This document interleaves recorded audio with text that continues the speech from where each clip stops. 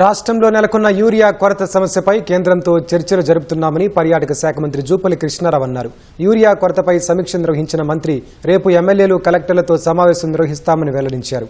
కేంద్రం పంపిన యూరియానే రాష్ట్ర ప్రభుత్వం పంపిణీ చేస్తోందన్నారు.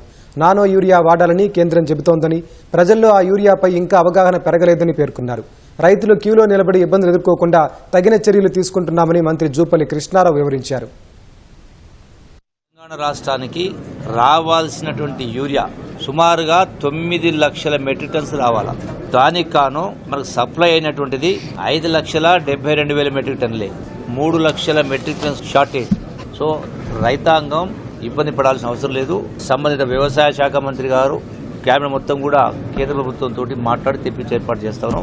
కలెక్టర్లకు స్పష్టమైన ఆదేశాలు ఇవ్వడం జరిగింది. ఎక్కడ కూడా ₹1 ఎక్కువ రేటుకు అమ్మకుండా స్టాకు హోర్డింగ్ చేసి దాచిపెట్టే కార్యక్రమం చేయకుండా ఉండడం కోసం ప్రతి షాపు దగ్గర ప్రభుత్వ అధికారుల్ని అక్కడ ఉంచేటువంటి ఏర్పాటు చేయడానికి చెప్పడం జరిగింది. షాపు తెరిచినప్పటి నుంచి షాపు మూసేంత వరకు వచ్చినటువంటి ఎవరు కూడా ఇబ్బంది పడకుండా చేసేటువంటి ఏర్పాటు ఒకటి చేస్తా ఉన్నాం.